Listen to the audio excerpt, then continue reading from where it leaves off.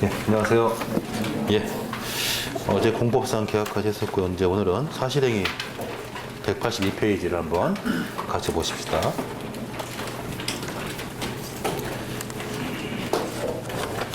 사실행위 뒤에 행정지도도 있는데 행정지도도 사실행위 일종이니까 일단 같은 맥락에서 보시되 행정지도를 따로 목차를 빼서 보는 것은 이제 워낙 행정지도를 많이 하다 보니까 이제 따로 목차를 빼놓은 거고요. 자, 일단 앞에 182페이지 사실행위. 이 사실행위는 상당히 우리가 이미 지나간 것 중에 사실행위가 좀 있었어요. 대표적인 것들이 신고의 수리, 특히 이제 자체 완성된 신고의 수리, 원래 사실행위죠. 신고를 했다, 그냥 접수하는 거죠. 접수하는 거. 그 다음에 지나가다 우리가 또 봤던 것들 중에 이제 각종 공증에 있어서 뭐 지목 신청에 대한 지목 신청에 대한 접수, 그런 반려 이런 것들, 뭐 지목 변경, 변경 신청 반려 이런 것들도 사실은 사실행위였죠. 그래서 사실행위는 우리가 이제 알든 모르던 간에 상당히 많은 종류의 예들이 있고 이런 사실행위를 이제 좀 우리가 법적 행위하고 구별해서 보십시다. 자, 사실행위를 거기 정의가 나와 있죠. 사실행위는 법적 행위, 행정행위와 같은 법적 행위처럼 어떤 법적 효과의 발생, 변경, 소멸을 주 목적으로 하는 것이 아니라 어떤 사실상의 결과 실현을 주 목적으로 하되 그러다 보니까 이제 간접적으로 또는 부수적 효과로 법적 효과의 이제 발생, 변경, 소멸 또는 어떤 영향을 주는 것들을 우리가 사실행위라고 볼 수 있죠. 그래서 주 목적이 되는 거죠. 사실행위는 단순한 결과 실현이 주 목적인 행위를 말하죠. 뭐 도로 청소, 건물 철거 이런 걸 말하죠. 예를 들면 철거 명령은 행정행위지만 철거 행위는 사실행위죠. 그죠? 오로서 넘어가면 이 사실행위는 이제 두 가지로 크게 나눠보는 것은 비권력적 사실행위하고 권력적 사실행위 구분하는데 나누는 이유는 별게 아니에요. 권력적 사실행위는 이제 보통 처분성을 인정하는 데 있어서 별 다툼이 없는데 이 비권력적 사실행위는 그렇지 않거든요. 다툼이 심각하거든요. 그래서 그 점에서 이제 견해 대비 실익이 있고. 자, 일단 그래서 권력적 사실행위는 이런 국민의 신체라든가 재산에 직접 물리력을 행사하는 것. 근데 이제 이런 권력적 사실행위도 우리가 일부러 두 가지로 구분해 볼 필요가 있죠. 이것도 두 가지로 좀 구분해서 단기간에 집행이 종료가 되는 것들, 대표적으로 예를 든다면 건물 철거 때려 부신 순간 끝나는 거죠. 건물 철거. 그 다음에 뭐 폐기라든가 폐기 또는 폐사 처분 행위 이런 것들은 이제 단기간에 집행이 종료돼 버리죠. 그냥 끝나죠. 원상회복이 안 되는 거죠. 쉽게 말하면. 그래서 단기간에 집행이 종료가 된다는 것은 달리 말하면 원상회복이 안 된다는 얘기예요. 그래서 이거는 다른 말로 말하면 원상태로 절대 회복이 불가능하다라는 것을 말하고, 그 다음에 이제 이와 대립되는 것으로서 어떤 위법 상태가 즉 계속적 효과가 있는 경우들.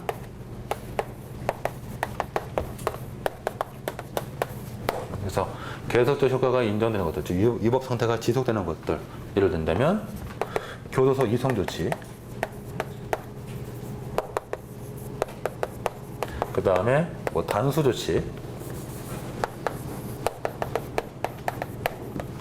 뭐 예를 들면 압수 처분 이런 것들은 이제 계속적 효과가 있는 거죠.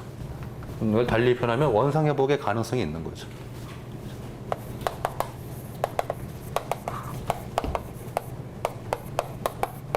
이렇게 일단 구분해서 좀 알아두자고요. 구분해서.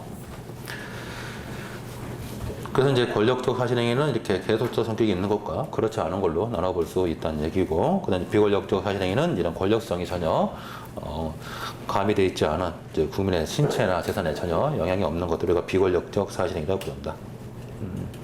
논의가 하나 있는 게 있어요. 불법 미행, 불법적인 미행, 불법 미행. 불법 미행이 권력적 사실행위냐 비권력적 사실행위냐 책마다 좀 달라요. 이건 논의가 좀 있어요. 그래서 여러분 판단해 보세요. 개인들은 뭐 불법 미행이 권력성이 있지 않나라고 생각하는데, 다만 어떤 견해에 따르면 이런 불법 미행은 상대방의 수인 의무가 없기 때문에 비권력적 행위다라고 보는 사람도 있고, 그래서 이거는 뭐 책마다 좀 다르니까 그냥 그런 생각해 보시고, 제가 칠판에 적어놓은 것은 이건 뭐 확실하게 이제 구분되는 것들이죠. 그래서 이제 권력적 사실행위하고 비권력적 사실행위 그리고 권력적 사실행위 다시 두 가지 또 구분해서 알아두시고요. 그 다음에 이제 이번에 행정의 법률적합성 원칙과의 관계는 뭐 읽어보시면 되겠고, 이제 3번에 권력적 사실행위가 처분이냐 아니냐, 이게 이제 포인트죠. 사실 이것 때문에 이제 우리가 공부하는 거죠. 그래서 이 권력적 사실행위가 처분이냐 아니냐 논쟁이 있는데, 일단 판례를 먼저 보자고요. 판례. 우리 판례는 뭐 대놓고 권력적 사실행위가 처분이다 이렇게 말한 적은 없지만 단수 조치라든가 교도소 이송 조치에 대해서 처분성을 긍정했어요. 그러면 잠깐 끊어놓고, 이 단수 조치라든가 교도소 이송 조치는 계속적 효과가 있는 것들이죠. 그렇죠? 그래서 이런 판례의 태도를 보고 우리 판례가 계속적 효과가 있는 것에 대해서만 이런 권력적 사실행위 처분성을 인정했다, 이제 이렇게 평가할 수도 있는 거고, 아니면은 그냥 평가에 따라서는 권력적 사실행위 전반에 대해서 처분성 인정했다 이렇게 평가할 수도 있는 거고, 어쨌든 판례는 지금 두 가지 영역, 단수 조치, 재소자 이송 조치에 대해서 처분성 인정한 것은 있어요. 일단 거기까지 봐두시고 헌법재판소는 참고니까 넘어가시고요. 자, 그러면은 이제 위에 학설 보자고요. 학설 뒤나가기 전에 학설. 이 학설 대립은 상당히 의미가 있죠. 매우 중요한 의미예요. 제가 이제 학설을 설명할 때 어차피 견해들이 실익이 없으면 그냥 별 의미 없으니까 넘어가는데, 상당히 이제 실익이 있는 것들이 있죠. 왜냐하면 이런 것들은 실익이 있는 게 처분성을 긍정하느냐 부정하느냐에 따라서 다툴 방법이 달라진단 말이죠. 그럼 일단 첫째, 처분성을 부정하면은 소송을 못 제기하냐? 그건 아니죠. 당사자 소송으로 가자는 얘기예요. 이때는 처분성을 긍정하면 항고소송 가자는 얘기고, 그래서 소송의 형태가 달라지기 때문에 아주 중요한 실익이 있는 것이죠. 자, 한번 보십시다. 그래서 일단 처분성 긍정하는 견해, 권력적 사실행위는 우리 행정소송법 제2조 1항 1호에 공권력의 행사 또는 그 밖에 이에 준하는 작용으로서 취소소송 대상이 된다, 처분이다 라고 보는 견해, 처분성 긍정설, 소위 처분개념 이원설, 쟁송법적 개념설에서 주장된 학설이죠. 처분개념 넓게 보는 입장, 넓게 보자. 이건 쉽게 말하면 행정행위는 당연히 처분에 해당하지만 행정행위가 아닌 것들도 경우에 따라서 처분될 수 있다라고 보는 그런 입장이에요. 처분의 개념을 넓게 보는 입장이죠.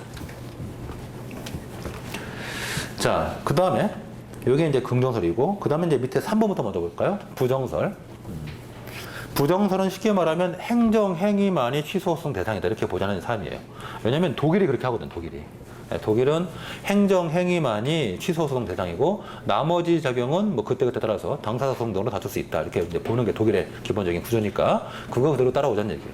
따라와서 사실행위는 취소가 애초부터 불가능하다, 법적 행위만 취소가 가능하다는 얘기죠. 그래서 사실행위는 소급표도 인정할 수 없는 거다. 그래서 취소가 불가능한 것이기 때문에 취소 소송 다툴 수가 없고, 그냥 당사자 소송을 제기해서 이런 사실행위의 중지, 즉 발급 저지 또는 중지, 금지 또는 이런 것들을 요구하거나 또는 외형적인 결과 제거를 요구할 뿐이다.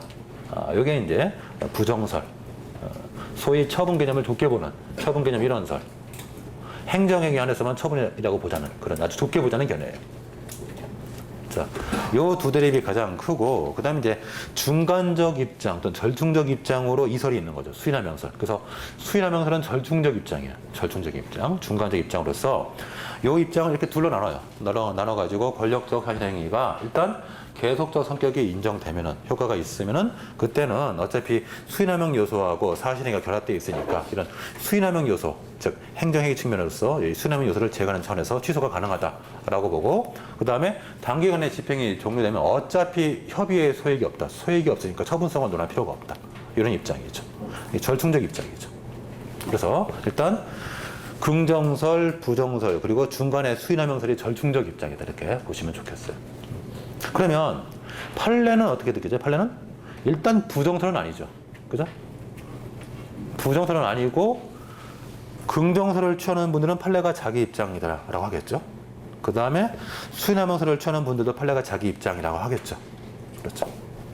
우리가 객관적으로 볼 때는 수인하명설로 봐야 되겠죠. 그러나 어쨌든 판례 입장은 긍정설 또는 수인하명설로 해석이 되는 거죠. 부정설은 아니에요, 일단.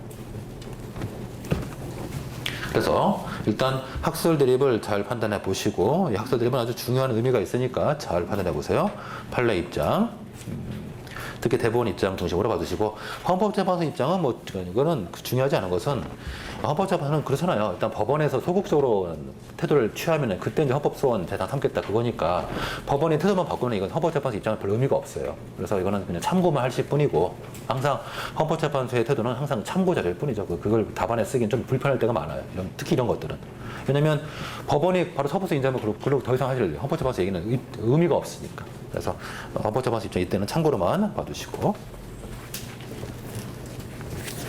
자, 그러면은 일단 저는 이제 기본적으로 일단 조금 처분의 개념 넓게 보자는 차원에서 일단은 뭐 이념적으로는 행정행위만이 취소송 대상 되는 게 좋겠지만은 우리 행정소송법이라든가 또는 특히 우리 실무상으로 아무래도 이제 행정행위 이외의 것들도 취소 소송을 다툴 필요가 있기 때문에 좀 넓게 보자라는 게 타당하다고 생각돼서 일단 일설, 즉 긍정설의 입장을 지지를 했어요. 뭐 제 책은 보시면 알겠지만 저는 이론설에 가까운 처분 개념 이론설에 가까운 이원설이에요. 그러니까 심정적으로 논리적으로는 처분의 개념 좋게 봐서 행정행위만이 취소소송 대상되는 게 좋다. 그건 맞지만은 우리는 도리가 다르거든요. 도리처럼 이런 사실행위 이외, 아니 행정행위 이외 사실행위에 대해서 당사자 소송으로 다툰다는 거 쉽지가 않아요. 그런 제도를 우리 판례가 인정하지도 않고 있고 그래서 어쩔 수 없이 처분 개념 넓게 보는 게 타당하다. 그런 입장이니까 계속 그런 입장에서 일관되게 쓰고 있으니까 그런 입장이 또 판례 태도기도 하고 그래서 판례 태도 중심으로 한번 설명해 봤습니다. 자, 그러면 이 부분을 조금 우리 계속 하나 더 보고 제가 깊이 한번 들어가 볼게요. 자, 그 다음에 4번 또 보시죠. 184페이지. 비권력적 사실행위의 처분성 여부. 비권력적 사실행위들의 선수를 몇 가지 한번 따져볼까요? 비권력적 사실행 선수들. 많이 있죠. 사실 이미 우리가 스쳐 지나간 것들 중에서 신고의 수립. 다만 이제 이때 신고는 자체 완성적. 신고의 수립. 자체 완성적 신고의 수립 또는 수리 거부. 이거는 이렇게 쓰는 게 좋겠네요. 또는 수리 거부.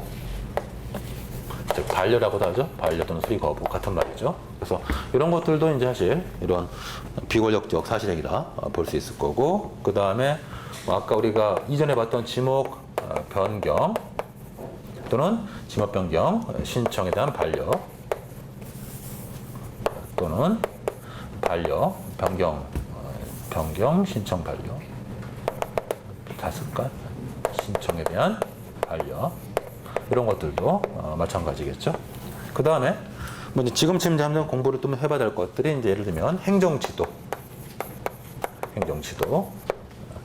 명령이 아닌 했으면 좋겠다라는 권고하는 행정지도라든가 그 다음에 이제 뭐 명단 공개 위법행위를 한 자에 대한 명단 공표 명단 공개 뭐 이런 것들이 대표적인 비권력적 사실행위죠. 뭐 그 밖에도 사실 무궁무진하죠. 자, 그러면 이런 비권력적 사실행위가 처분이 될 거냐 안 될 거냐 한번 따져보십시다. 자, 그래서 역시 여기도 마찬가지로 처분성 부정설과 긍정설 대립이 있는데 처분성 부정설은 행정행위만이 취소소송 대상이다 라고 보는 입장이죠. 그래서 처분의 개념을 좁게 보는 입장에 따르면은 비권력적 사실행위는 법적 효과의 발생 배경 선물을 목적으로 하는 것이 아니기 때문에 결국 처분이 아니다 라고 보는 거죠. 취소소송으로 다툴 수 없다. 당사자 소송으로 다툴 수 있을 뿐이다 라는 견해고 그 다음에 또 하나의 입장은 이런 비권력적 사실행위도 사실상의 강제력이 있으면 어쨌든 상대방에게 어떤 외형적으로 어떤 불편함을 준다면 특히 권리에 영향을 준다면 그때는 처분이 될 수도 있다 라고 보는 견해가 이제 긍정설이죠. 이 대립이 있고 우리 판례가 조금 보시죠. 우리 판례가 확실치가 않아요. 확실치 않은데 대표적인 이제 판례가 행정지도의 처분성을 부정한 판례가 있었죠. 대표적으로. 그래서 각종 지도나 권고나 조언작용은 처분이 아니다. 명령이 아니므로 처분이 아니다. 라고 판시했는데 이제 최근에 이 국가인권위원회의 성희롱 결정 및 그에 따른 시정조치 권고, 시정조치 명령이 아니고 시정조치 권고에 대해서 취소소송 대상이다라고 본 이런 판례가 있어가지고 아주 주목을 받고 있어요. 좀 이따 다시 자세히 볼 거예요. 바로 뒤에. 그래서 판례 입장이 확실치는 않지만 처분성 인정하는 듯한 판시도 보이더라 정도 정리하시면 되겠고 일단 긍정설적으로 저도 취했어요. 역시 비권력적 사실행위 또 경우에 따라서 특히 사실상의 강제력이 있으면 뭐 예를 들면 도로 청소 이런 것들은 사실 아무런 강제력이 없으니까 처분이라고 볼 수가 없겠지만 이런 명단 공표라든가 행정지도 이런 것들은 강제력이 있으니까 명예훼손이라든가 그 밖에 어떤 상대방의 권리에 영향을 미치니까 처분이라고 보는 것이 타당하지 않겠느냐라는 시각이에요. 자, 그럼 잠깐 스톱을 하시고 여기까지 잠깐 스톱하시고 잠깐 참고로 한번 보십시다. 참고로 이 논의를 좀 더 깊이 들어가려면 이에 대한 제가 지금 보는 부분에 대한 배경 지식이 좀 필요하니까 자 앞으로 넘어가서 뒤로 가서 407페이지로 한번 가보세요. 그 페이지를 적어두세요. 지금 사실행위를 우리가 보고 있죠. 사실행위 처분성에 관한 지금 권력적 사실행위, 비권력적 사실행위가 처분인지 아닌지를 봤는데 그 부분을 이제 심학습하기 위해서 407페이지를 잠깐 보고 오십시다. 자, 407페이지를 보죠. 이게 테마가 이제 우리 행정소송법 2조 1항 1호에 공권력의 행사 그 뒤에 있는 그 밖에 이에 주라는 행정작용 이게 과연 무엇을 뜻하느냐에 대한 학설 드립이죠. 우리 행정소송법 2조 1항 1호 기억나시죠? 행정청이 행하는 구체적 사실에 관한 법 집행으로서 공권력의 행사 또는 그 거부 여기까지는 강학상의 행정행위하고 일치한다라고 봐요. 누구든지 다 이견이 없어요. 그 뒤에 있는 그 밖에 이에 주는 행정작용 여기에요. 지금 다시 한 번만 더 보자고. 그러니까 우리 행정소송법 2조 1항 1호에 처분의 정의가 있는데 거기서 행정청이 행하는 구체적 사실에 관한 법 집행으로서의 공권력의 행사 또는 그 거부 여기까지가 결국 행정행위를 뜻하는 거다. 이견이 없단 말이죠. 그 뒤에 그 밖에 이에 준하는 작용 이게 과연 무엇을 뜻하느냐에 대한 얘기예요. 그래서 여기도 행정행위다라고 봐버리면 결국 행정행위하고 처분은 같은 개념이 되는 거고 여기는 행정행위는 아니지만 행정행위처럼 행정에 유사하게 국민의 권리에 영향을 미치기 때문에 처분을 받아야 된다. 라고 보는 시각에 따르면 여기서는 결국 뭐예요? 이것도 결국 처분의 개념에 들어갈 수 있는 넓게 볼 수 있는 결국 이 해석에 따라 가지고 처분의 개념이 좁을 수도 있고 넓을 수도 있는 거죠. 보십시다. 문제점 해서 우리 행정소송법 2조에 그 공권력의 행사 또는 그 거부에 주라는 즉 그 밖에 이에 주라는 행정작용이 과연 무엇이냐에 대한 대립이 있다. 이것은 특히 사실행위를 취소성 대상으로 삼을 수 있을 거냐에 대해서 일단 견해 대립이 실익이 있고 아주 중요한 대립이죠. 사실은 우리 행정법 전체를 통괄하는 행정법에서 뭐 가장 뭐랄까요 핵심적인 어떤 철학적인 어떤 배경이 숨어 있는 가장 핵심적인 대립이죠. 그럼 잠깐 그 배경을 좀 설명해 드릴게요. 요거는 이해를 하시면은 여러분이 판례를 이해한다라든가 행정법 교과서를 볼 때 아주 편리할 거예요. 행정법은 마치 좌우의 대립처럼 큰 대립이 하나 있죠. 독일법계, 그 다음에 프랑스법계,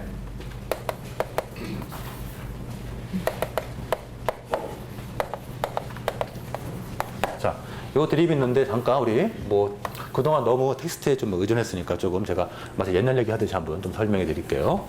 듣고 편안하게 들으세요. 이미 제가 몇 번 언급했던 것처럼 프랑스 사람들은 굉장히 자유롭기 때문에 어떤 국가 권력에 대해서 국민들이 마음에 안 들면 뒤집어 엎는단 말이죠.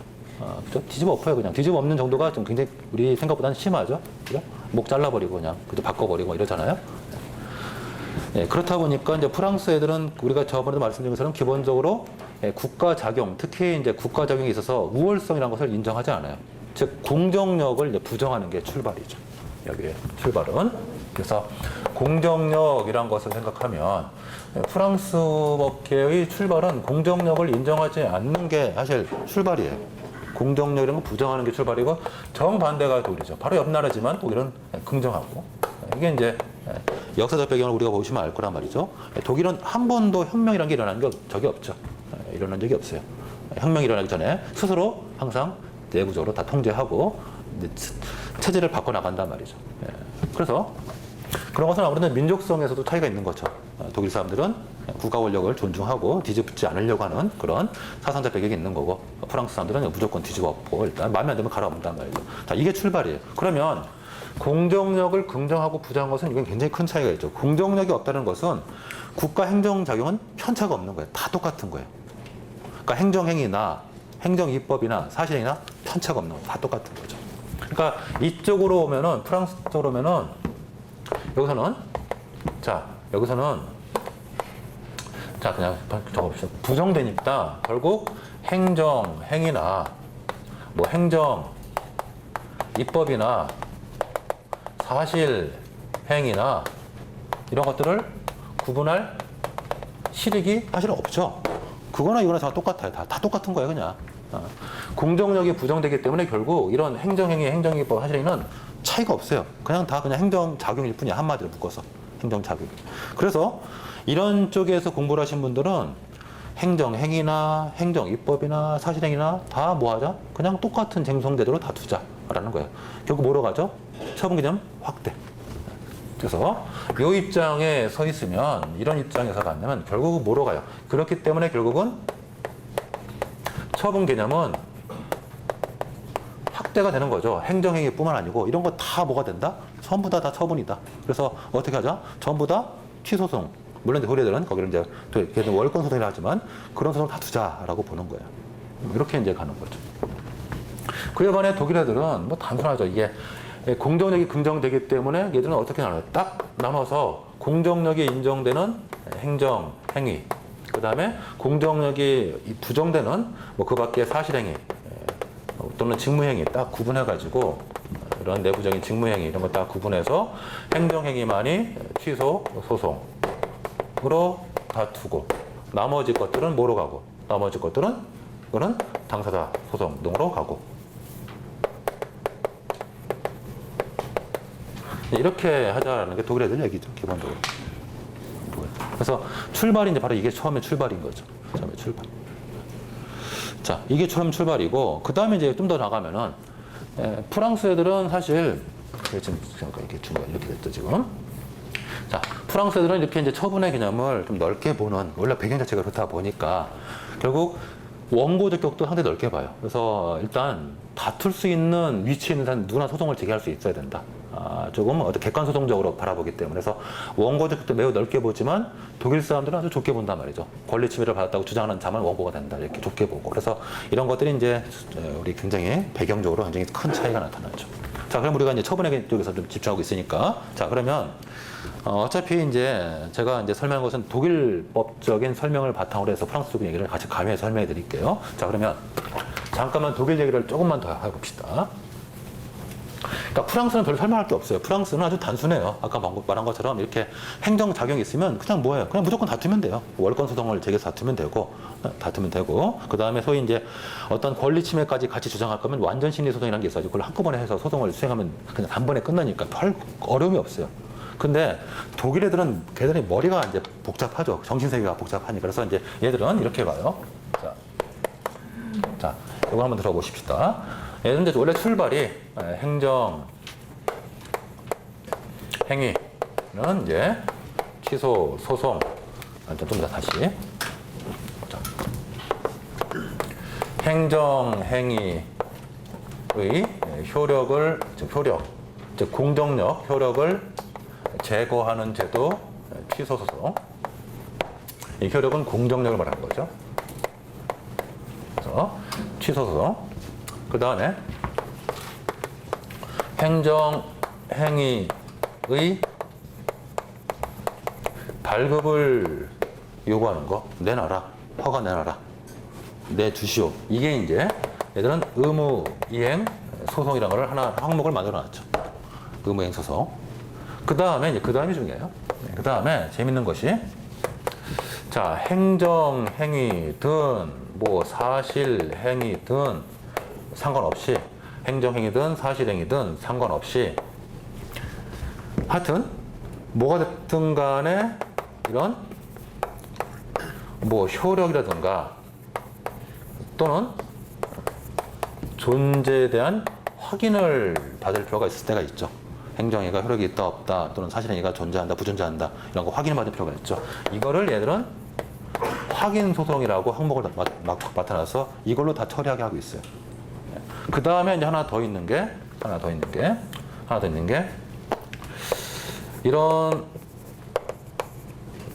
사실행위 잠깐만 이런 행정 안 써지냐 사실 행위의 중지나 중지 또는 금지를 요청하는 거 요구하는 중지 또는 금지를 요구하거나 또는 발급을 요구하는 거 내놔라 해 주시오 요구하는 거. 이렇게 각종 요구행위 소송을 이런 일반적 이행 소송이라고 해가지고 이렇게 해서 이런 일반적 이행 소송이라고 해가지고 당사자 소송에서 파생된 일반적 이행 소송을 해석을 통해서 인정하고 있어요. 이게 이제 독일 애들의 소송 구조예요.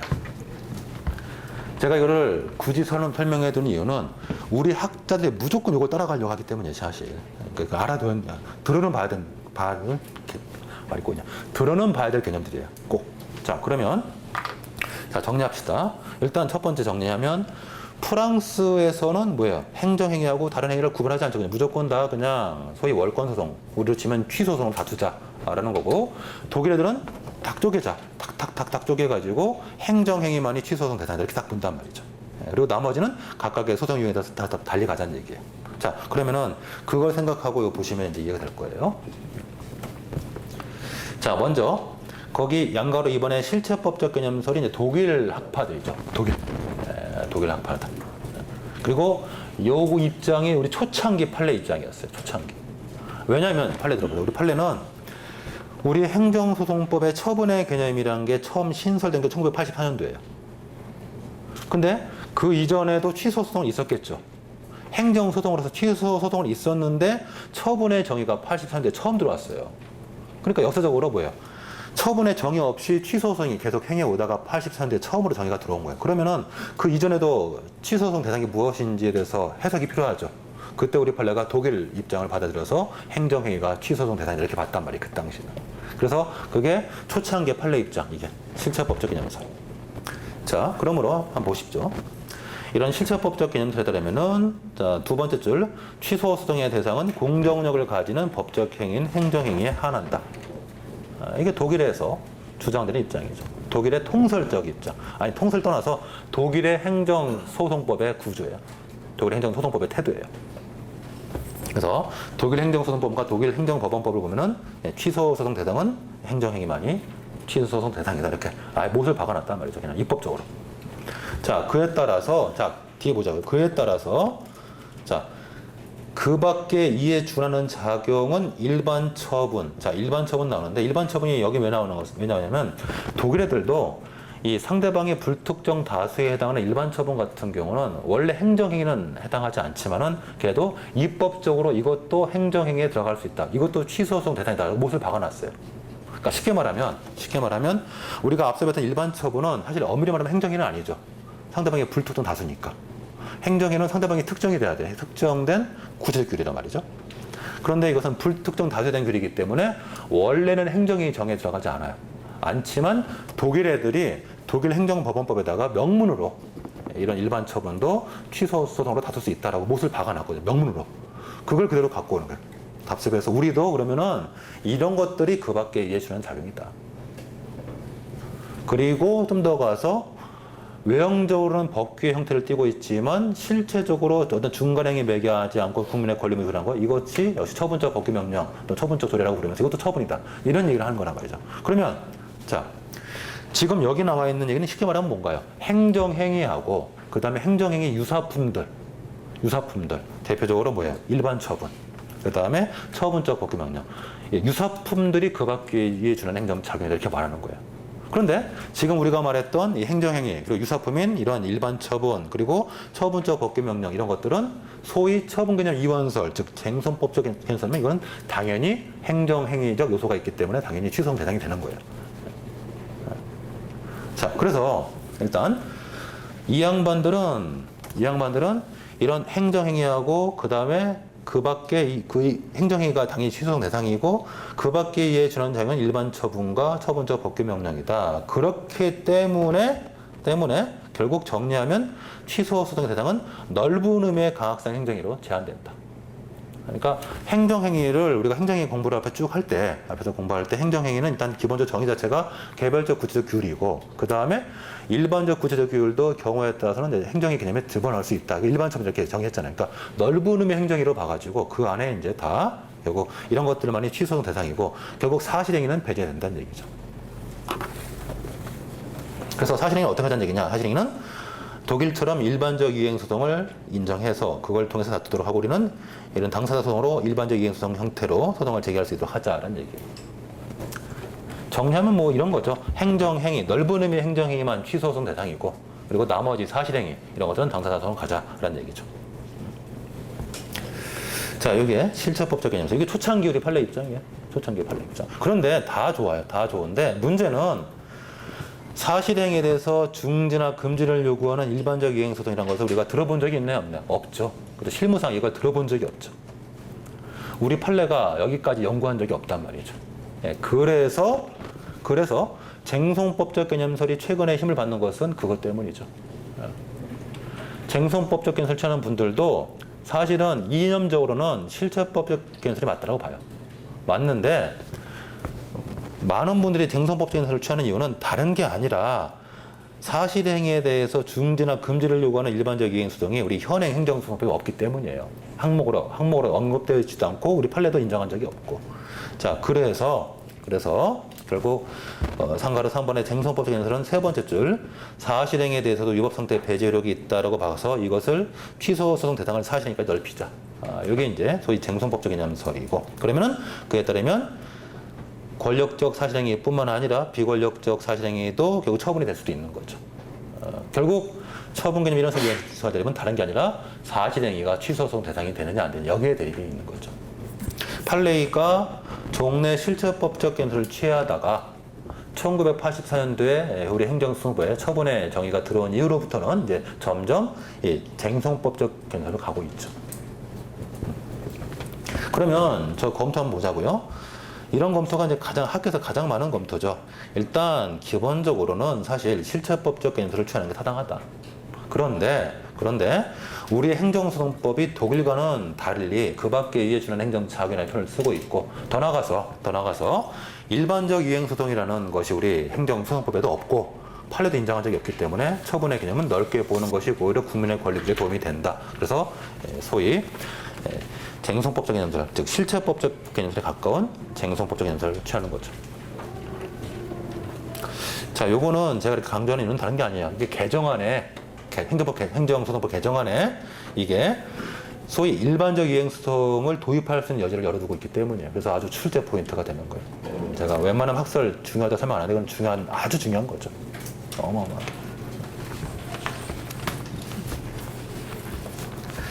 자, 그러면 이제 정리해 봅시다. 일단 처분의 개념은 좁게 보는 게 좋아요, 넓게 보는 게 좋아요?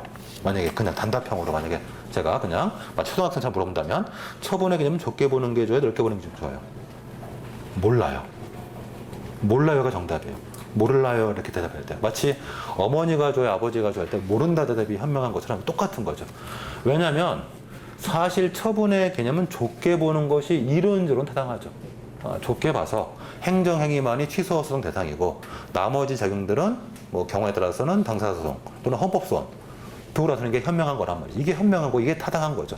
그러나 문제는 우리 입법자라든가 또는 우리 법원이 이런 사실행위에 대해서 중지나 금지를 요구하는 일반적 이행소송이라는 것을 인정한 적이 없단 말이죠.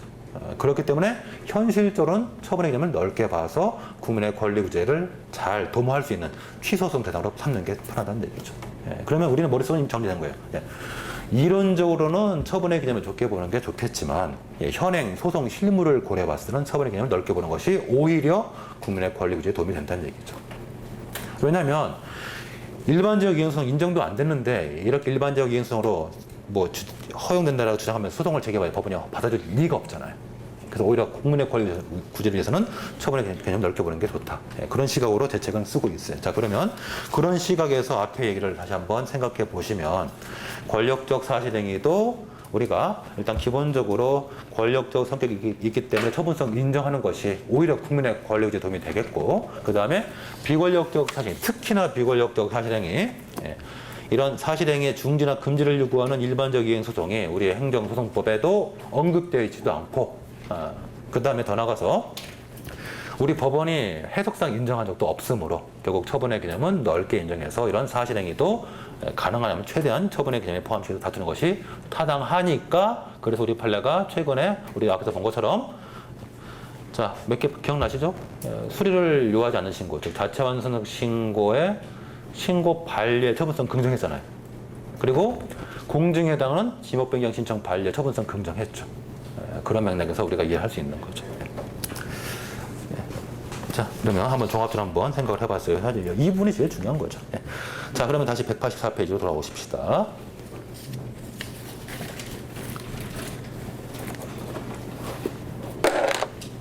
자, 그러면 5번에 이제 사실행위에 대한 권리구제를 한번 보자고요. 그래서 이제 가번의 행정쟁의성, 처분성을 인정한다 할지라도 이제 그 다음 단계가 있죠. 소해이익. 그래서 단기간에 집행이 종료되면 소해이익이 없을 거고, 계속적 효과가 있을 때만 소해이익이 있을 거고. 그래서 단기간에 집행이 종료되는 경우는 사실 항고성 못 다투는 거죠. 처분성 인정해도 소해이익이 없으니까 못 다투는 거죠. 원상회복이 안 되니까. 그래서 이제 이럴 때를 대비해서 입법자들은 예방적 금지 소송이라는 걸 인정해서 이런 행정행위의 발급이 나오기 전에 또는 사실행위의 발급이 나오기 전에 미리 막아버리는 예방적 금지 소송이 필요하다. 이런 주장을 계속 펼치는 거죠. 예방적 금지 소송은 나중에 공부하겠지만 어떤 사실행위 또는 처분 등이 나오기 전에 미리 처분의 발급 또는 사실행위의 발급의 중지를 요구하는, 그래서 나오지 못하도록 미리 틀어 막아버리는 소송을 우리가 예방적 금지 소송이라 하죠. 나중에 공부할게요. 자, 그 다음에 이제 손해정보 이런 것들 읽어보시면 될 텐데, 다만 이제 손해배상 청구할 수도 있고, 특히 이제 결과제고의 문제, 어떤 외형적인 결과가 발생했을 때 명예훼손 당했다, 결과제고의 문제가 발생할 수가 있어요. 자, 오른쪽에 2010년 행시 문제 한번 보십시다. 이건 전형적인 만든 문제죠. 머릿속으로 만든 문제. 한번 볼게요. A시에서 육류 판매업을 하고 있는 을이 살모넬라병에 감염된 소고기를 판매했다. A시장은 이를 인지하고 식품위생법에 따라 가지고 폐기 조치를 명했다. 그런데 이에 따라 갑은 을이 보관하고 있는 쇠고기를 수거해서 폐기를 했다. 폐기를 하자 을은 즉시 소송을 제기했다. 자, 말이 맞는 것 같지만 사실 다 뻥이죠. 그죠? 옆에서 지금 소고기가 파묻히고 있는데 그걸 보면서 저는 소장을 쓰는 거죠. 그죠? 소장을 막 쓰고 있죠. 소고기 파묻히고 있는데 그 동시에 소장 써가지고 바로 쳐가지고 바로 접수하는, 말도 안 되는. 그죠? 물론 이제 가능성이 있어요. 행정법원이 바로 내 옆집에 있다라든가 아니면 쇠고기가 이렇게 항상 파묻힐 걸 대비해서 컴퓨터 딱 켜놓고 있다가, 지금은 다 이제 행정소송 99% 전자소송이니까 행정소송은 전 99% 전자소송이에요. 100%라는 99.9% 전자소송이에요. 그래서 어차피 이제 컴퓨터 켜놓고 준비하면 되니까 딱 준비했다가 이제 소고기 파묻으면 이제 소장 막 쓰죠. 다 묻히기 전에 다 써야 돼요. 빨리 써야 돼요. 빨리 다 써서 속사닥 써가지고 파묻히기 직전에 소장이 접수가 돼야죠. 이 말도 안 되는 이런, 그죠? 뭐 가능성이 있죠. 우리가 뭐 소위 그 형법에서도 간극설도 있는데, 그죠? 총 맞아가 죽기 전까지, 그때까지, 그죠? 살아 있으니까 그때 손해배상 청구하고 뭐 이런 거 있잖아요. 뭐 말은 다 되죠. 안 되는 게 어디 있겠어요. 어쨌든 이건 사실 만든 문제니까 사실 이건 사실 불가능하죠. 애초에 불가능한 얘기인데, 혹시 이제 가정해서 이때 소제기를 했을 때 이거 허용되겠느냐? 근데 점수가 무려 25점이에요. 무려 25점. 그러면 일단 이거 소액이 없으니까 각하 이렇게 쓰고 그냥 한 2줄 쓰고 나와버리면 쓸 말이 없으니까 그 앞 단계 가서 이제 이게 폐기행위가 권력적 사실행위다. 처분이냐 아니냐 논쟁함을 하고, 그래서 처분이다라고 할지라도 결국 단기간에 집행이 종료가 돼버렸기 때문에 소액이 없다. 그래서 이렇게 마무리 치고 나오는 문제들이 되겠죠. 넘어가십시다. 그냥 한번 웃고 지나가자고 한번 풀어본 거예요. 이건 시험하고 사실 관계가 없죠. 그냥 뭐 한번 웃고 지나가자고 했던 거고요. 자, 결국 우리 시험에 이제 직결되는 가장 많이 나올 만한 테마가 행정지도죠. 행정지도. 사실행위 중에 가장 많이 행해지는 행정지도. 그래서 행정지도를 따로 한번 보도록 하실 텐데, 밑에 넘어가기 전에 이제 법조문들을 좀 보자고요. 거기에 행정지도의 정의가 있죠. 행정절차법 2조 3호에 각종 지도, 권고, 조언 작용이죠. 특히 지도나 권고 했으면 좋겠다라는. 절차법 48조에 가면 행정지도 원칙도 있어요. 48조랑 이게 목적 달성에 필요한 최소한도에 그쳐야 한다. 비례 원칙을 준수란 얘기고, 그 다음에 행정지도의 상대방의 의사에 반해서 부당하게 강요하지 말라. 이게 이제 임의성의 원칙이죠. 임의성의 원칙. 그 다음에 48조 2항에 행정지도에 따르지 않았다라는 것을 이유해서 불이익한 조치를 하지 마라. 불이익 조치 금지 원칙 등이 나와 있고, 문제는 이런 원칙을 위반했을 때 제재에 관한 조문이 없죠. 우리가 이런 걸 보통 뭐라 하죠? 훈시적 규제라 하죠. 그냥 보통. 그죠? 자, 49조. 행정 지도를 하는 자는 그 지도의 상대방에게 취지 내용 등을 알리고 그 다음에 서면을 고발표하겠으면 주라 나와 있어요. 넘어가십시다. 자, 행정 지도 정의는 암기할 필요 없죠. 절차법이 있으니까. 그리고 쓰시면 되겠죠. 각종 지도, 권고, 조언 작용이죠. 자, 행정 지도는 다시 세 가지로 또 쪼개볼 수 있어요. 규조조해서 규제적 행정지도, 조정적 행정지도, 조성적 행정지도. 자, 그 중에 조성적 행정지도는 처분이 될 여지가 전혀 없다고 봐도 되죠. 그죠? 아무것도 아니거든. 그러나 우리의 관심사는 규제적 행정지도하고 조정적 행정지도예요. 그래서 이런 것들이 경우에 따라서 처분이 될 필요가 있단 말이죠. 자, 그러면 자, 뭐 3번의 그 행정의 법률 적합성 원칙과 읽어보시면 되는 거니까 넘어가시고 여러분 읽어보시고 자, 4번의 권리구제를 보자고요. 자, 그러면 결국 이런 행정 지도가 취소 소송의 대상이 되겠느냐 이게 제일 중요한 테마죠. 네. 일단 학설 중에는 행정 지도 중에서 규조조 중에서 규제적 행정 지도하고 조정적 행정 지도는 사실상의 강제력이 있으므로 처분이 될 수 있다라고 보는 견해. 이게 이제 소위 쟁송법적 개념사. 그래서 주장되는 거죠. 넓게 보자. 그에 반해서 실체법적 인사를 취하는 분들은 이런 행정 지도는 결국 어쨌든 간에 상대방에게 어떤 의무를 명하는 건 아니니까 처분될 수가 없다. 이런 입장 둘이 대립되겠죠. 판례는 일단은 실체법적인 입장을 취했던 종래 일단 처분성을 부정했었어요. 확실하게. 자, 오른쪽에 넘어갔죠. 판례 처분성 부정했단 말이죠. 그래서 단전기, 단전화 요청행위 이런 요청행위. 그래서 전기를 끊어주시오 또는 전화를 끊어달라고 특허기업에 요청하는 행위. 단전기, 전기 끊고 자, 전기라든가 전화는 특허기업이 공급하죠. 그래서 행정청이 이런 특허기업에게 재난 위반 행위를 한 행위니까 이런 전기를 끊어달라 또는 전화를 끊어달라고 요청하는 거죠. 이런 것들은 권고에 불과하므로 처분 아니다. 일단 초창기 판례예요.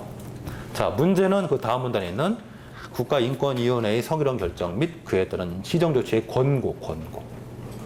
자, 요건데 이게 왜 문제가 됐냐면은 이게 국가인권위원회가 성희롱이라고 결정하고 권고를 하면은 그 대상자의 사업주 또는 고용주에게 어떤 의무가 부과돼요. 반드시. 어떤 의무? 예를 들면 그 성희롱 대상자에 대해서 각종 뭐 제재를 가한다거나 또는 직장 내 성희롱 예방 교육을 한다든가 반드시 그런 의무가 붙게 돼요. 그러므로 결국 이것은 행정 지도의 형태를 띠고 있지만 결국 뭐야? 사업주 또는 고용주에게 의무를 부과하죠. 처분이 있다는 얘기예요. 행정행위 있다는 얘기예요. 그런 설명이죠. 그래서 그런 관점에서 우리 판례가 결국 국가인권위원회 성희롱 결정 및 시정조치 권고의 처분성을 긍정한 건데 이거는 결국 종래의 행정지도의 처분성을 부정하는 판례하고 별 상치되지 않는다. 무슨 말이죠? 얘는 형태는 행정지도처럼 보이지만 실제는 행정지도가 아니고 하명이다. 하명이다. 라는 얘기예요. 그래서 이 판례를 혼동하지 말라는 얘기죠. 자, 기억해 두시고 판례 2번 한번 읽어볼까요? 밑에 국가인권위원회의 성희롱 결정과 이에 따른 시정조치의 권고. 최근에 사건 하나 있었는데 재밌는 일 하나 있었죠. 그 잠깐만요. 그래. 작년 말쯤에 있었던 사건인데 어떤 교회에 이제 그 목사님이 계셨는데 그 목사님이 이제 원래 목사님이 몸이 아파 쉬고 이제 당회는 그 교회 하고 노회에서 임시 목사를 파견한 거예요. 근데 이 임시 목사가 이제 이 양반이 또라이라 가지고 교회에서 설교하면서 각종 성희롱 발언을 많이 한 거죠. 여성 비하 발언을 막 계속 했다. 해가지고 그때 이제 성도들이 이제 국가인권위원회 이때 고발한 거예요. 그래서 이제 고발이 돼가지고 그때 이제 고발되었고 국가인권위원회가 성희롱 결정을 했죠. 결정을 하고 시정조치의 권고는 노회에다가 목사를 파견한 노회에다가 권고를 한 거예요. 근데 이 권고 내용은 뭐겠어요? 징계하였으면 좋겠다라고 돼 있지만 실제로는 징계를 반드시 해야 돼요. 법에서 반드시 하도록 의무가 붙어 있기 때문에. 그래서 징계를 해야 되고 그래서 실제로 징계를 받았죠.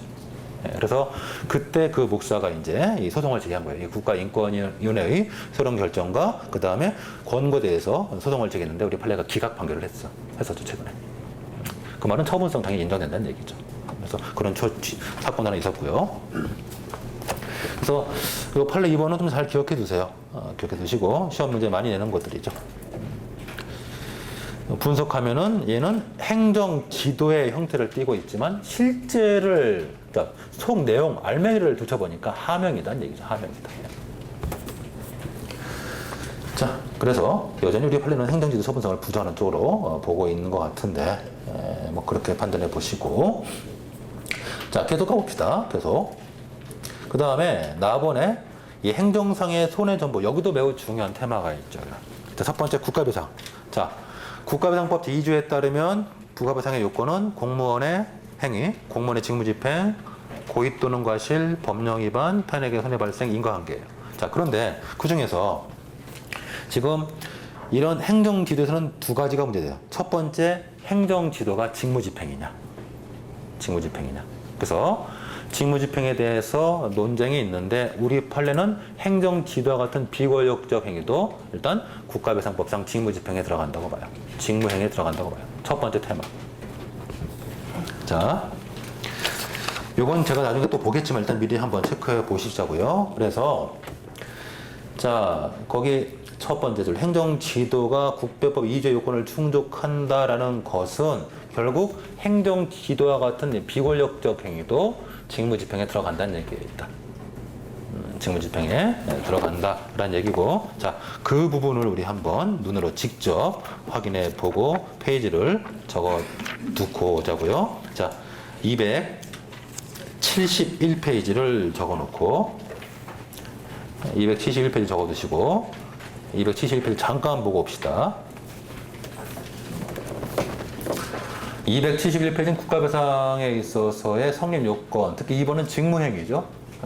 가번의 직무행위의 범위, 직무가 무엇이냐 해서 자, 일단 학설만 잠깐 볼게요. 협의설, 권력작용만 포함시키는 협의설.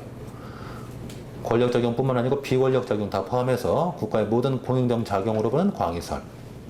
3번은 이런 공행정 작용뿐만 아니고 더 나아가서 사경제 작용까지 포함시키는 최광의설. 판례가 광의설. 광의설. 자, 그래서 우리 판례는 이 공무원의 직무는 권력적 작용뿐만 아니고 행정지도와 같은 비권력적 작용도 포함된다라고 본단 말이죠. 그래서 그런 입장에 따르면은 결국 행정지도도 일단 국가배상법 2조 요건을 충족할 소지가 있는 거죠. 다시 앞으로 돌아옵시다. 네, 그것 때문에 잠깐 봤어요. 187페이지. 그래서 행정지도가 국가배상법 2조 요건을 충족할 수 있단 말이죠. 그럴 때는 이제 손해배상을 청구할 여지가 있는데 결국 뭐가 문제일까요? 마지막에 가면 인과관계가 문제죠. 숨어있는 요건은 인과관계. 왜냐면 행정지도를 하면은 보통은 그 지도를 듣고 내가 지도를 따라갈까 말까 고민하죠. 고민하다가 따라가죠. 그러다 손해가 발생하면 나의 의사선택이 중간에 개입되어 있잖아요. 그러니까 뭐가 없어요? 상당 인과관계가 부정되는 거예요.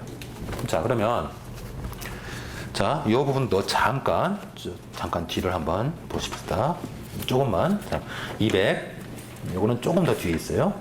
281페이지. 이 부분은 역시 페이지를 적어두세요.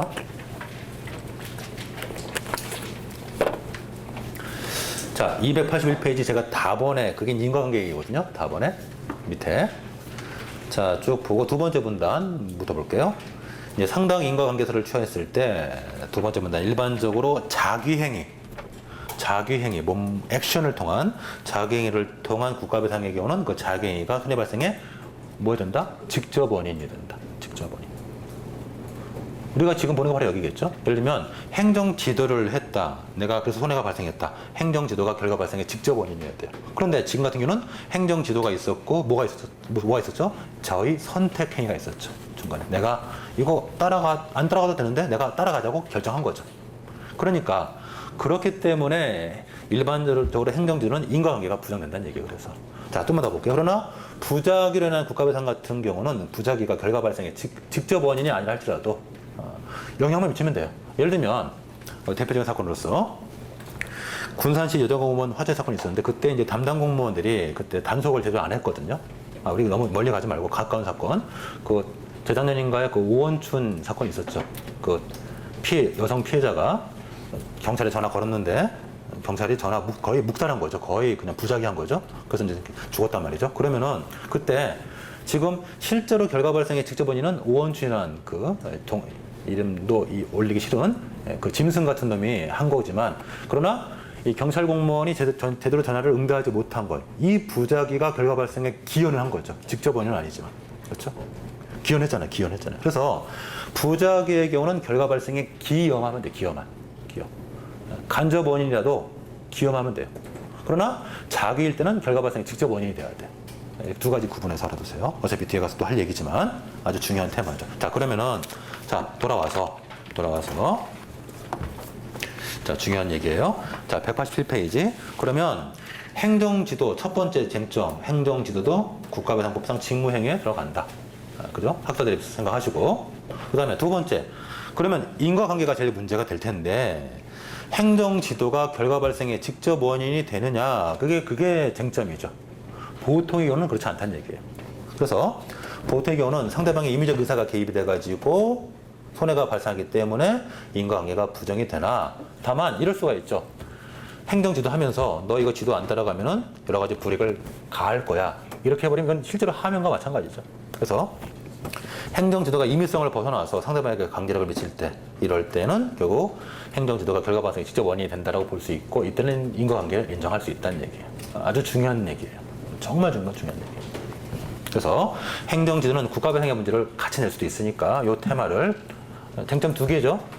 행정지도가 직무행위냐, 그 다음에 인과관계 인정되느냐, 이 두 가지 테마 잊지 말고 꼭 머릿속에 기억해 두세요. 자, 그래서 넘어가면 판례들을 쭉 훑어보십시다. 국배법 2조 소정의 직무에 행정지도가 포함되느냐, 판례가 명시적으로 포함시켰죠.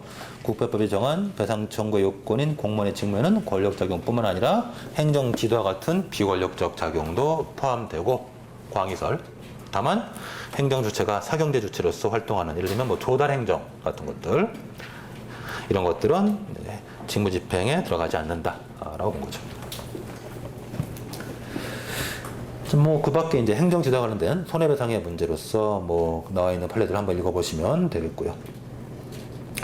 그 다음에 손실보상도 가능하고, 그 다음에 헌법소원도 가능하다라고 한 건데, 헌법소원의 문제는 결국 항고소송과 연결돼 있으니까 크게 어려움은 없어요. 그래서 헌법소원이 된다라고 했다 할지라도 지금같이 이제 헌법소원을 우리 항고소원 넓게 본다면 사실 이건 별 의미가 없는 얘기이기도 하죠. 네, 일단 이 정도 보시고, 자, 그 다음에 이제 행정절차법으로 가봅시다. 우리가 상당 부분 많이 봤기 때문에 이제 바로바로 그냥 가볼게요. 들어갈게요. 자, 193페이지. 행정절차법의 주요 내용. 자, 공통절차. 20조. 처분기준 설정 공표. 별거 없어요. 24조. 처분의 방식, 문서주의. 이건 기억할 게 있죠. 기억나죠? 뭐가 기억해야 돼요? 24조 1항. 후문에 가면은 1항 1문, 1항 앞에 전문 1문에 후부분에 가면 뒷부분 가면은 전자문서를 할 때는 당사자의 동의가 있어야 된다. 기억나죠? 그래서 당사자의 동의 없이 전자문서를 한 첩은 무효다. 그거 하나 정도 꼭 기억해 두시고, 그 다음에 23조 보시면 23조는 첫 번째 기억할 것이 처분의 종류를 딱히 가리지 않아요. 즉 침익적 처분이든 거부 처분이든 구분하지 않고 다 규율하죠. 거기 보면 23조 보시면 행정청이 뭐 할 때? 그냥 처분을 할 때. 처분할 때는 그 법적 근거와 이유를 제시하라. 다만 예외 사유가 1호, 2호, 3호가 있죠. 자, 보십시다. 1호, 신청한 내용 그대로 인정하는 처분. 우리가 이것을 인용처분이죠. 인용처분. 그 다음에 2호, 단순 반복 처분, 기타 경미한 처분. 이런 것들. 3호, 긴급히 처분할 필요가 있을 때. 이때는 이유시를 하지 않아도 되지만 그 밖에는 무조건 하라는 얘기죠. 자, 돼 있고요. 그래서 모두 이유제시를 해야 돼. 거부 처분도 이유제시를 해야 되죠. 그죠? 네, 그 점이에요. 네. 자, 넘어가 보죠. 그래서 제가 중요한 건 어차피 안 나오는 거는 안 나오니까. 그래서 194페이지의 처분의 방식 됐고, 그 다음에 이번에 처분기준 설정 공표 넘어가세요. 별 의미 없어요. 이런 것들은 시험에 안 나올 것들이에요. 자, 3번의 처분의 이유 제시. 이제 여기 처분의 이유 제시. 23조 아까 봤죠? 그 다음에 그 이유가 써 있고, 의 써 있고, 195페이지. 195페이지. 이유 제시의 의무성에서, 뭐 이건 간단하게 보면, 우리 판례는 종전의 행정절차법에 이유 제시에 관한 항목이 없을 때도 이유 제시를 요구했다. 뭐 그 얘기예요. 지금은 이제 항목이 있으니까 당연히 해야 되겠고. 그러니까 행정절차법이 만들어지기 전에도 이유 제시를 항상 요구했다. 뭐 그거죠. 별거 없어요. 자, 그 다음에 4번의 예외 사유 아까 봤죠. 1호, 2호, 3호 뭐 됐고요. 그 다음에 제일 중요한 게 라번과 마번이죠. 라번의 이유 제시의 적용 범위 수익적 행정처분의 거부에도 적용된다. 이게 뭐하고 차이예요? 뒤에서 보게 될 사전 통제의 차이점이죠. 좀 이따 볼게요. 그래서 이건 제가 마지막 정리해 드릴 거니까. 자, 수익적 행정처분의 거부, 즉 거부 처분에도 이유 제시가 적용된다는 얘기고, 다만 그 정도가 달라요. 정도가. 마번. 그래서 자, 당사자가 근거 규정 등을 명시해서 신청하는 거부 처분, 즉 소극적 처분이 거부 처분이에요. 여러분, 제가 책에서 종종 소극적 처분 그러면 거부 처분을 말하죠. 소극적 작용 그러면 거부 처분과 부작위를 말하는 거고. 그러면 자, 소극적 처분의 경우에는 그 근거를 이미 신청할 때 알 수 있을 정도로 상당 이미 제시가 되기 때문에 당사자가 그 근거를 알 수 있을 정도로 상당한 이유를 제시해서 신청이 이미 들어왔을 때는 그 법적 근거하고 이유를 자세하게 알려줄 필요가 없다. 그냥 간단하게 너는 허가 요건 갖추지 못했다. 이렇게 그냥 거부하면 된다는 얘기죠. 그러나 면허 취소와 같은 적극적 처분의 경우는 그 법적 근거와 사실상의 이유를 아주 구체적이고 자세하고 꼼꼼하게 알려줘야 돼. 꼼꼼하게. 자, 그러면은 밑에 판례 1번 보자고요. 밑에 판례 1번을 보시면 이게 적극적 처분, 면허 취소 같은 것들인데 밑에서 하나, 둘, 셋, 네 번째 줄 보시면 이 면허 취소 통지에서 따옴표 상기 주류 도매장은 무면허 주류 판매업자에게 주류를 판매해서 주세법을 위반했기 때문에 취소합니다. 이게 만약에 거부 처분이라면 이 정도도 충분하다는 얘기예요. 그런데 이게 적극적 처분이기 때문에 원고 입장에서 자신이 어떤 거래 행위 때문에 이런 처분 받는지를 알 수가 없다. 좀 더 자세하게 알릴 필요가 있다. 이유 제시가 미흡하다. 그래서 위법성을 인정했던 사건이죠. 아주 중요한 판례죠. 꼭 기억해 두세요. 자, 그러나 196페이지로 가서 6페이지 가서 우리 판례 2번 거부 처분의 경우는 이유 제시의 구체성 정도가 완화가 되었다. 자, 두 번째 줄. 일반적으로 당사자가 근거 규정 등을 명시해서 신청하는 인허가 등에 대해서 거부 처분을 할 때는 당사자가 그 근거를 알 수 있을 정도로 상당한 이유를 이미 신청할 때 제시한 이상 그 당해 처분의 근거면 이유를 구체적 조항까지 명시할 필요는 꼭 없다. 그냥 허가 요건을 갖추지 못했다 정도면 충분하다는 얘기죠. 자, 그 다음에 바번도 체크합시다. 바번 이유 제시가 없거나 또는 불충분할 때 우리 판례는 취소 사유로 보고 있다. 무효가 아니라 취소 사유로 보고 있다. 기억해야죠. 우리 판례가 대체적으로 절차상의 하자는 취소 사유로 많이 보죠. 그 다음에 4번의 처분 사유 추가 변경과 연계는 아주 중요한데 지금 볼 건 아니고 첫 출발할 때 그때 같이 설명해 드릴게요. 자, 197페이지 노마자 2번 가십시다. 수익적 처분 절차 17조의 처분의 신청 문서로 하라 라는 말이 있고요. 중요한 건 아니에요. 그 다음에 19조에 가면은 처리기간의 설정 공표가 되어 있고 공표에 관한 얘기가 있는데 이것도 공표를 하지 않았을 때 제재에 관해서 조문이 없어요. 그래서 이것도 역시 훈시적 규정이에요. 그래서 이런 것들은 그냥 한번 읽어보시고 넘어가시고요. 자, 그 다음에 이제 노마저 3번 중요하죠. 불이익한 처분의 절차. 시험의 대표 선수 사전 통지 21조. 이미 우리 알고 있죠. 당사자에게 의무를 부과하거나 권익을 제한 처분할 때는 미리 다음의 사항을 통지하라라고 되어 있는데, 자, 여기서 권익을 제한 처분에서 뭐가 빠진다? 거부 처분이 빠진다. 이게 판례 얘기예요. 이게 핵심이에요, 일단. 자, 그 다음에 계속 보자고요. 뭐를 사전 통지하는지를 보시면 그 다음 페이지에 가서 결국 핵심은 4호, 5호, 6호죠. 의견 제출에 관한 내용들. 처분하기 전에 청문 절차가 이렇게 진행될 거니까 네가 여기 와서 네 의견 제출하라 그 말이죠. 그걸 미리 통지해 주는 거죠. 그죠? 그래서 보통 우리가 어떤 적발이 되면은 제일 먼저 사전통지서 날라오고 그 다음에 청문하고 그 다음에 면허취소 처분 나오는 거죠. 네. 자, 그러면 자, 좀 눈여겨보십시다. 거기 사항. 다음 각호의 어느 하나에 해당하는 경우에는 1항에 따른 통지를 하지 아니할 수 있다. 자, 이 사전통지가 면제가 되는 경우죠. 자, 1호 긴급히 처분할 필요가 있을 때. 2호 법령에서 요구되는 자격이 없거나 없어지게 되면 반드시 일정한 처분을 하는 경우에 있어서 그 자격이 없거나 없어지게 된 사실이 자, 키워드 법원의 재판에 의해서 증명됐을 때. 3호 기타 처분의 성질상 의견 청취가 현저히 곤란하다. 자, 처분의 성질상 의견 청취가 왜 곤란할까요? 어떤 처분일 때? 상대방이 누군지 모를 때. 일반 처분이면 그러겠죠. 그래서 처분의 성질상 의견 청취가 현저히 곤란하다는 것은 일반 처분을 말하는 거죠. 상대방이 불특정 다수인 처분. 그걸 말하겠죠. 곤란하거나 또는 명백히 불필요하다라고 인정할 만한 상당한 이유가 있을 때 그때는 이런 사전통지를 면제해 줄 수 있다는 얘기예요. 자, 넘어가십시다. 자, 밑에 볼게요, 이제. 그래서 자, 1번에 불이익 처분에 의의 써놨고요. 의무를 가거나 권익을 전한 처분. 자, 2번에 사전통지 21조고. 자, 이거는 자, 두 번째 줄 읽어봅시다. 가번에 의의 두 번째 줄.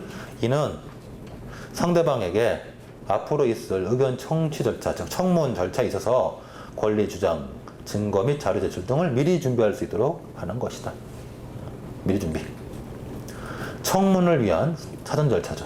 자, 나번에 가서 거부 처분의 경우에도 사전 통지 절차가 적용되는지 시험에 아주 단골 손님이죠. 무조건 나오는 테마죠. 그래서 여기는 여러분이 두 가지 입장을 다 정리해 두세요. 학설제도 중요하니까. 자, 일단 먼저 판례부터 보자고요. 판례. 우리 판례는 거부 처분은 권익을 제한하는 처분이 아니니까 결국 거부 처분의 경우는 사전 통지를 할 필요가 없다. 통지 의무가 면제된다. 그런 입장이죠. 그래서 사전 통지 않고 거부 처분해도 아무런 하자가 인정되지 않는 거죠. 예, 일단 판례 입장 확실하게 해놓고 자, 그런 판례 입장을 지지하는 학설과 자, 판례 입장을 지지하지 않는 입장 있죠. 자, 이번에 학설 올라가십시다. 그래서 자, 신청을 했어도 아직 권익이 부여된 것은 아니기 때문에 신청을 거부해도 권익을 전하는 것이 아니다. 이런 부정설이 이제 판례 입장하고 같은 일맥상통한 것이고, 그러나 최근의 다수의 입장은 긍정설이죠. 학자들은. 그래서 신청자가 예상하지 못했던 사유 때문에 거부당할 수도 있기 때문에 그래서 이런 의견 제출의 기회를 부여할 필요가 있다. 그래서 통지를 할 필요가 있다. 긍정설이 학계의 다수예요. 절대적인 다수이네요. 그래서 판례하고 학계 입장이 완전히 대립되고 있어요. 자, 그러면 이런 문제는 항상 두 가지를 우리가 가정에서 풀 연습을 해야 돼요. 문제 눈치 보면서 항상. 자, 그래서 판례 획태도 확실하게 알아두고 경우에 따라서 판례 입장을 반대하는 입장으로 답안을 쓸 수 있다. 준비해 놓을 필요가 있다는 얘기죠. 자, 그 다음에 199페이지로 가서요. 다음번에 사전 통지의 예외 사유들 보십시다. 예외 사유. 아까 1항이란다. 그 사항 1호, 2호, 3호들이 나와 있는데 그 중에서 이제 우리 시험에 많이 나올 만한 게 그 당의 그 2호나든가 3호 관련해서 시험에 많이 나오죠. 거기 밑에 판례 1번 보십시다. 판례 1번. 자, 기소유예 처분은 이거 사전 통지 예외에 해당하지 않는다. 이거 오해하시는 분들이 있어요. 자, 이게 무슨 얘기냐? 이거 잘못 오해해서 기소유예가 취소소송 대상이냐 이렇게 오해하면 큰일 나죠. 이건 그게 아니에요. 그게 아니고 이긴 이런 거예요. 그리고 갑이 이제 뇌물을 제공을 했던 거예요. 뇌물 제공이 이제 배경에 깔려 있고 배경에 깔렸어요. 깔린 상태에서 이제 결국 입찰을 신청했다가 이제 이게 문제가 돼가지고 입찰 참가 자격을 제한당했고 그와 별도로 뇌물과 관련돼서 이제 기소가 지금 기소 전 단계로 지금 검사가 이제 조사하는 과정이 있단 말이죠. 그런데 입찰 참가 자격 제한이 있었고 그와 이제 별도로 이 검사에 의한 지금 기소 중지인가요? 기소 유예인가? 기소 유예가 있었죠? 네, 기소 유예가 있었단 말이죠. 유예가 있었어요. 그러면 우린 지금 사실 이거 다투는 거죠, 이거. 이에 대해서 지금 취소 소송을 이제 제기한 거란 말이죠. 기소유예는 처분 아니에요. 기소유예는 행정처분 아니에요. 자, 그래서 이런 사건에서 발생한 문제. 그래서 오해하지 마시고, 그래서 원고가 이제 검사로부터 별도로 나중에 기소유예를 받았고, 그러니까 이건 그 전에, 그러니까 순서로 따지면 이게 먼저죠. 입찰 참가 자격을 받았고, 저는 받았고, 그래서 이에 대해서 행정 소송을 이제 들어가는데 그 이후는 이제 뭐예요? 기소유예가 또 나왔던 거예요. 검사로부터. 그래서 원고가 검사로부터 기소유예를 당했고 이게 공람 종결되었다 할지라도 이 사건이 청문 절차의 예외로서 행정절차법 21조 상 2호가 규정하고 있는 법원의 판결 등에 의해서 처분에 전제가 되는 사실이 객관적으로 증명돼서 처분에 따른 이건 전체가 현재 불필요하다고 판단되는 경우에 해당한다고 볼 수 없다. 뭐예요? 사전통지 꼭 해야 한다는 얘기죠. 안 했으니까 위법하다 그 말이에요. 안 했으니까. 자, 그래서 이 판례 꼭 기억하시고 시험에 자주 나오는 선수 중 하나죠. 자, 그 다음에 판례 2번 또 보십시다. 판례 2번. 자, 쭉 가서 이제 어떤 군인이 승진 예정대로 들어갔다가 떨어졌죠. 그래서 첫 번째 줄 진급 선발을 취소하는 처분을 했다. 이거 침입조 처분이죠. 따라서 의견 청취를 위한 사전통지가 필요할 텐데 두 번째 줄 위 처분이 성질상 행정조치를 거치기 곤란하거나 불필요하다고 인정되는 처분이라고 보기 어렵다. 즉 일반 처분 아니죠.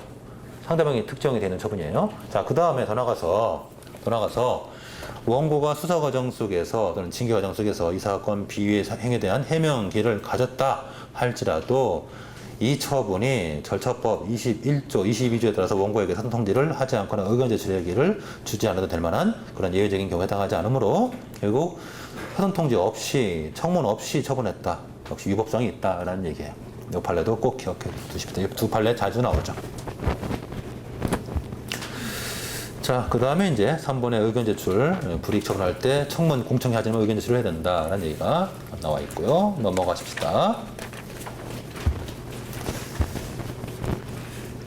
자, 문제 한번 풀어보죠. 거기 2012년 거기 법학전문대학원 모의시험. 방금 앞에 봤던 판례를 바탕으로 문제가 나온 거죠. 한번 읽어볼게요. 건설업자 갑이 여차저차 해서 뇌물 줬죠. 200만 원 뇌물 줬다. 그 사실이 적발돼서 뇌물 공여 혐의로 기소유예 받았고, 그 다음에 행정청이 뭐 했고, 입찰 참가 자격 제한했고, 소송 중이죠. 1번. 행정부원이 갑이 제기한 소송에 대해서 갑은 수사 과정에서 이미 뇌물 공여 사실에 관해서 충분히 해명할 기회를 받았을 뿐만 아니라 검사가 뇌물 공여 사실을 인정해서 기소유예를 했기 때문에 처분 원인된 사실이 객관적으로 증명되었다. 그러므로 입찰 참가 자격 제한이 적법하다라는 내용의 판결했으면 이 판결은 잘못된 거죠. 왜 잘못된 것인지를 이제 밝히라는 얘기예요. 그래서 앞서 이제 본 것처럼 사전 통지라든가 의견 제출의 기회 부여와 관련해 가지고 일단 불이익 처분이 무엇인지 생각하시고 입찰 참가 자격 불이익한 처분이죠. 거부 처분 아니니까 불이익한 처분인데 행정절차법 21조 사항의 예외사유에 해당하는지를 살펴보시고 특히 예외사유에 해당하는지를 우리가 살펴볼 때 자, 지금 기소유예가 있었기 때문에 처분 원인 사실이 증명됐다라고 우리가 항변 주장할 수 있겠지만 그렇지 않죠. 우리가 판례된 이것은 법원의 재판에 대한 것이 아니기 때문에 결국 어떤 이런 사전통지 예외에 해당하는 사항이라고 볼 수 없어요. 그래서 이 판결 자체가 잘못된 거죠. 뭐 그런 취지의 얘기예요. 자, 생각해 보시고 판례만 기억하면 다 풀 수 있는 얘기예요. 자, 그 다음에 의견 청취 절차를 한번 보십시다. 200페이지. 자, 넘어서 4번에 의견 청취 절차. 청문이죠. 청문. 넓은 의미의 청문, 광의 청문. 그래서 22조 1항이 협의의 청문, 즉 정식 청문. 22조 2항이 공청회, 3항이 의견 제출. 자, 1항 정식 청문은 1호 다른 법에서 청문을 하라고 규정이 있거나 또는 행정청이 필요하다고 인정할 때만 하기 때문에 만약에 불이익한 처분임에도 불구하고 법에 규정이 없거나 행정청이 필요하다고 인정 안 하면 청문을 못 할 수도 있죠. 그걸 대비해서 보충적으로 만들어 놓은 조문이 22조 3항 간이 청문 제도인 의견 제출. 그래서 당사자에게 의무를 과하거나 권익을 제한한 처분을 함에 있어서 1항 또는 2항의 경우에 즉 청문 또는 공청회를 하지 않을 때는 최소한 의견 제출의 기회를 주어라 라고 되어 있죠. 그리고 중요한 것은 4항이에요. 4항. 제1항부터 3항까지 규정에도 불구하고 자 21조 4항 각호 자 체크해야죠. 21조 4항 각호가 뭔가요? 이게 사전통지의 예외사유죠. 이거를 청문회 예외사로 쓴 거죠. 왜 그런가요? 그럴 수 있잖아요. 왜? 사전통지는 뭐하러 하는 거죠? 청문을 위해서 하는 거죠. 이 두 가지는 결부되어 있는 제도예요. 따라서 청문을 할 필요가 없다면 사전통지를 할 필요도 없는 거죠. 그래서 사전통지 예외사유가 청문회 예외사유도 한 거죠. 거기다가 하나 더 추가해서 당사자가 의견 진술의 기회를 포기한다는 뜻을 명백했을 때 이럴 때는 의견 청취, 즉 청문을 하지 않을 수도 있다. 그래서 꼭 기억할 것이 사전통지 예외사유가 청문회 예외사유이기도 하다. 꼭 기억하시고 자 오른쪽 가봅시다. 의견 청취 정식 절차인 청문과 약식 절차인 공청회 등이 있다. 의견 제출이 있다. 자, 이번에 청문, 정식 청문이죠. 정식 청문. 자, 나번에 적용 범위 1호, 2호 따라서 의무를 가거나 권익을 제한한 처분을 함에 있어서 이런 불이익 처분을 해서 반드시 처분하는 것은 아니다. 그러므로 우리 행정자치부분 이걸 대비하기 위해서 의견 제출의 기를 보장하라라고 보충적 제도를 두고 있다. 다번의 예외사유는 결국 청문회 예외사유는 앞서 봤던 사전통지 예외사유하고 똑같죠. 겹치죠. 그죠? 그래서 사전통지를 하지 않을 때 청문도 하지 않게 되는 거예요. 자, 그러면 밑에 판례들을 한번 우리 하나하나 훑어보십시다. 판례 1번. 시험에 많이 나오는 놈이죠. 행정절차법 22조 1항 1호 4항 21조 4항 3호 등은 침해적 처분할 때 청문을 실시하지 않은 사유로서 당해 처분의 성질상 이렇게 정하고 있다. 자, 이게 왜 이렇게 가능해요? 이게 사전통지의 예외사유가 청문의 예외사유이기도 하기 때문에 그런 거죠. 그걸 중대 판례가 해석한 거죠. 따라서 자, 세 번째 줄 의견 청취가 현저히 곤란하거나 명백히 불필요하다고 인정할 만한 상당한 이유가 있는지 여부는 당해 처분의 성질에 비추어서 판단할 것이지 청문 통지서 반송, 청문 통지 방법 이것은 처분의 성질과 관계가 없다는 얘기예요. 따라서 밑에서 두 번째 줄 처분의 상대방에 대한 청문 통지서가 반송되었다 또는 상대방이 청문 일시에 출석하지 않았다. 그래서 청문하지 않고 한 처분은 위법하다. 처분의 성질과 관계없는 항목이기 때문에 그렇다는 얘기예요. 꼭 기억해 주세요. 중요한 판례고. 그 다음에 밑에 판례 2번은 그냥 한번 보시면 되겠죠. 공정거래의 의결 또는 결정을 할 때는 절차법의 적용이 제외되었다. 뭐 그런 것들은 한번 읽어보시면 되겠고요. 그 다음에 판례 3번도 기억해 주십시오. 최근 판례 중에서 또 기억할 것을 행정청과 당사자 사이에 협약을 통해서 의견 청취 절차를 배제할 수 있느냐? 배제할 수 없다라고 본 거예요. 그래서 협약을 통해서 이런 강행 규정의 성격을 갖고 있는 의견 청취 절차를 배제할 수 없다라는 거죠. 자, 그 다음에 라번에 청문 절차 위반의 경우, 그래서 청문을 하지 않고 처분했다. 역시 우리 판례는 취소 사유다. 취소할 수 있는 정도다. 취소 사유다라고 보고 있죠. 자, 3번 공청해 보시고 4번 의견 제출까지 한번 보시면 되겠습니다. 좀 쉬었다 하십시다.